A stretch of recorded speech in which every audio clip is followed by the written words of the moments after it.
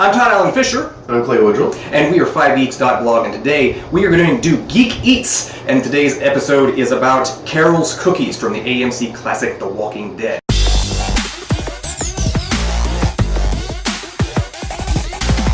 Now, as we know, it came from a comic book, but what episode did this come from? Season 5, episode 13. Carol made cookies out of ingredients that she scavenged up. That's right. And as we know, she's such a badass and kicking butt. She's also a cuisine chef, but Clay and I do not have that culinary experience. So we have brought along someone who has a certain legend that goes along with him. Some say he ended the zombie apocalypse. Some say he started the zombie apocalypse. But one thing we do know is he's called the Mystery Chef.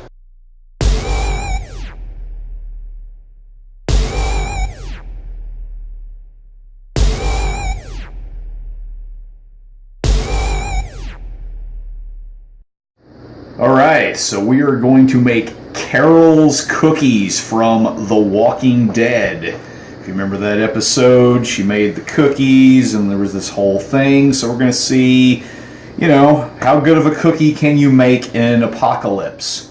So we have here 1 cup of all-purpose flour. We have here a 1/4 cup of both white and brown sugar. We're also going to use some baking powder and some baking soda, 1/4 teaspoon of each. We've also got some applesauce. Okay, if you remember on The Walking Dead, where the settlement where they ended up, they made their own applesauce, and kind of seems an odd thing, but applesauce actually works to add moisture. It's good for replacing oils and things like that. Speaking of oils, this very appetizing looking stuff here is vegetable shortening, the stuff that comes in these blue cans. Why would they use this? Well, it is the apocalypse, folks, and this stuff has like a shelf life of forever, and I'm sure that they did not have any fresh dairy like butter or anything like that to use. And even though that might taste better, we're going to keep it authentic and we're going to use shortening. We're also using some chocolate, just plain old ordinary chocolate, which will melt later. The recipe says for 1/4 of a large bar, but hey, we're not in the apocalypse, so I'm going to use 1/2 bar because I think we all like chocolate, right? They had to ration and stuff like that. So let's start mixing this stuff together. You consult the official AMC Walking Dead Carol's Cookie recipe here. Alright, we're going to mix together our sugars, shortening, and the applesauce. Alright, so in goes this lovely stuff. Yeah, I know it looks gross, but if you've ever eaten pie, you've eaten plenty of this, because that's generally what gives pie crust its signature flakiness and whatnot. So don't act like you've never eaten it before, because you probably have. Then our applesauce. And this should be fun, seeing if we can mix these sugars and shortenings together. Hey, this actually seems to be working quite well. The applesauce is providing the moisture, which seems to be allowing this mixture to come together pretty well. I'm just going to kind of incorporate it a little bit. That should be good.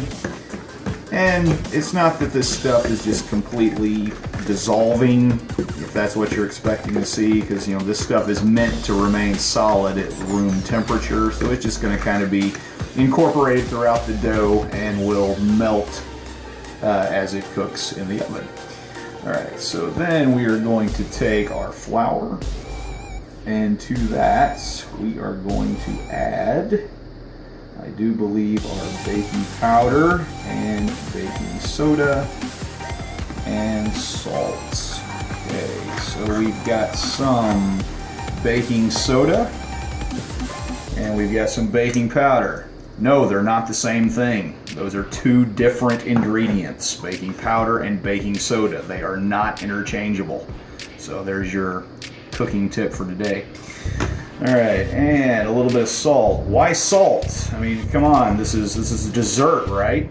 Why do you need salt? Believe it or not, if you make sweet stuff without a tiny bit of salt in it, it will not taste as good because the salt actually enhances the other flavors. It does not make it taste salty. Alright, then we're going to add some vanilla. And no, this is not real vanilla, this is imitation vanilla, because I assume that when you're this deep into the zombie apocalypse, you've ran through all the real vanilla and all you've got left is the imitation stuff. So that's what's going in. Alright, now this sugar shortening apple-y mixture stuff is going to go into the flour, all that stuff. Assuming we did everything right and we know what we're doing, this should eventually form into a dough. Because that, after all, is the goal, to create a cookie dough. And as I'm stirring this, I can already feel everything sort of combining. It's tightening up as the flour incorporates itself into the other ingredients. And you just basically have to be patient with it. You have to make sure you no longer see any of the loose flour so that the dough totally comes together. And this seems to be working out pretty well so far, Carol. So she can bake, she can kill zombies, she can do it all. Alright, I believe now we have successfully formed a dough. It's a very soft dough, so we're going to let this rest for about 5 minutes before we add the chocolate. That allows everything to kind of absorb and do its thing. Resting dough is a pretty common thing to do. Alright, so our dough has rested. Now we add the melted chocolate. I believe this was the most difficult ingredient for Carol to acquire. So that's just going to go right into our dough. So I'm assuming this is going to be a sort of a chocolatey cookie, since it does use chocolate. And like I said, I did double the amount of chocolate used in the recipe, which, as you can see, really isn't that much, even doubled, but, you know, it was the zombie apocalypse, and they really had to ration that stuff out. So now, hopefully this will just mix right into the dough, and as you can see, it is taking on that chocolatey essence there. Alright, I think we have some Walking Dead cookie dough here. Like I said, this is a very soft dough, so now all that remains is to spoon this out into kind of roughly golf ball size spoonfuls onto a baking sheet. Make sure you space the dough, quite well, otherwise, as soft as this is, as it heats in the oven, it will probably all kind of run together into just one giant cookie, which isn't necessarily a bad thing. But now it's just a matter of putting this stuff onto a cookie sheet, sticking it into a 350-degree oven, and baking for about 10 to 12 minutes, or until it's done. And we should have some Walking Dead cookies fit for a zombie. Whoa. Alright, so we have our Walking Dead cookies here ready to go. Notice I've put lots of space between them because this is a really soft dough. I think there's a good chance it will run. In fact, probably wouldn't hurt if you have the time to actually stick the dough in the refrigerator to let it kind of chill and set up a bit more. But hey, we're going to go with it, throw it in the oven, see what happens. See you in a few minutes. Alright, so the cookies are done. We're going to try them in our next podcast, and hopefully it won't screw up and I'll erase it and you'll have to just figure it out next time. But you're going to listen to us try and comment on how good the cookies were. Hopefully we won't toss our cookies. Imaginally we won't, because the last dish turned out really good. The Mr. Chef does know what he's doing.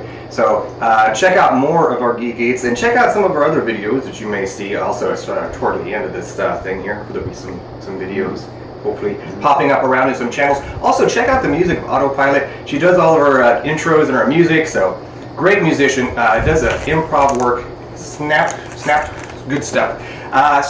The thing that's different about this, the coming up here of the AMC's The Walking Dead, are the Whisperers, which are different than the comic because we got to see Carl and Rick go through the experience of this, and now we have no Carl and Rick. So this will be an interesting season to see what happens, the AMCU of The Walking Dead. That alone will be a big departure from the comics. Yes. So it'll be a fun time. Maybe they'll put in even some new characters we haven't seen before, or maybe are there some characters from the book that haven't made it to the show yet? I don't know. I'm behind. I am a little behind.